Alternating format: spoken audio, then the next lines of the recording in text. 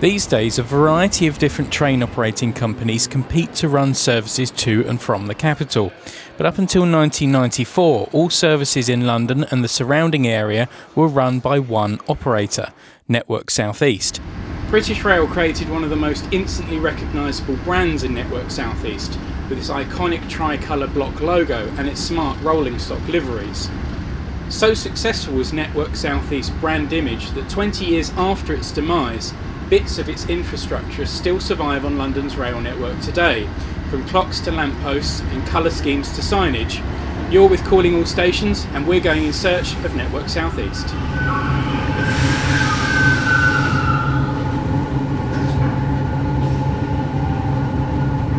We start by heading out to Watford to visit some Network SouthEast infrastructure that will soon be lost to redevelopment. Running from Croxley Green to Watford High Street, the Croxley branch line was mothballed shortly after Network SouthEast privatisation in 1996. For a short while, a replacement bus service was provided, and it wouldn't be until 2001 that the station would close officially. This rather unusual scenario meant the stations on the branch were left abandoned in situ, rather than being dismantled and demolished. As we see here at Watford West, this meant the station infrastructure has been preserved, with its original colour scheme still evident on the lampposts and mirror holders. Catch a glimpse whilst you can, as this line will soon become part of the Metropolitan Line Croxley link. For more information on that, head over to London's Lost Railways on the Londonist. At the end of the abandoned branch, Croxley Green's fate is less clear. This line here will be bypassed by the future Metropolitan Line link. Croxley Green station itself, at least for the time being, will remain abandoned, where Network SouthEast lives on. The next leg of our journey takes us back towards London, where we head to Marylebone. Once dilapidated and mooted for closure, Marylebone experienced a resurgence under Network SouthEast in the late 80s. Its closure was axed, and instead in 1986 it was refurbished, becoming a flagship champion of NSE's brand with its bright red decor. After privatisation in 1996, Chiltern Railways chose to adopt the station's colour scheme and have stuck with it ever since. Although it's likely Chiltern Railways have since repainted and retouched NSE's original decor, it's a shining example of what the station would have looked like in the late BR era. Marylebone isn't the only London terminal with surviving NSE branding. Although it might not be obvious at first glance, this tile scheme at Cannon Street clearly exhibits the old operator's colour scheme. Onwards, we now head underground. Highbury and Islington is a major interchange between the Victoria Line and the London Overground, but did you know there are a third set of platforms below ground for National Rail trains servicing Welwyn Garden City? The Northern City Line, not to be confused with the Northern Line City branch, was once part of the London Underground.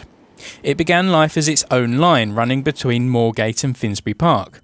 Eventually, it was absorbed and run as part of the Northern Line proper, despite it being physically separate from the rest of the network. British Rail took over the line in 1976 and connected it to the East Coast Main Line at Finsbury Park. With sectorisation in the 80s, the line fell under the Network SouthEast operation, and the station here remains today one of the most complete examples of the brand at platform level. This largely forgotten about portion of the London rail network has rather uniquely retained its original NSE logoed signage and tiling.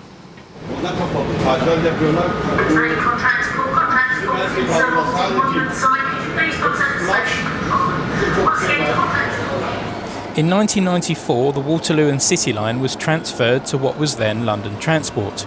It was originally built by the London and South Western Railway to ferry its passengers from its grand terminus at Waterloo into the city. As it was operated as a shuttle for the benefit of mainline passengers, this rather anomalous line got passed down to BR and eventually Network SouthEast. When British Rail was broken apart in the 90s, it made much more sense to bring it under the control of the Underground. Despite this, the Waterloo and City Line hasn't quite been able to shake off its past. The success of Network SouthEast was very much down to its brand identity. No other BR sector had such a strong and instantly recognisable logo. As well as here at Waterloo, it can also be seen on this old flappable clock at London Bridge and in the tiling all the way out at Emerson Park. If we've missed any Network SouthEast branding or logos, why not let us know in the comments section below. You've been watching callingallstations.co.uk. Thanks for watching.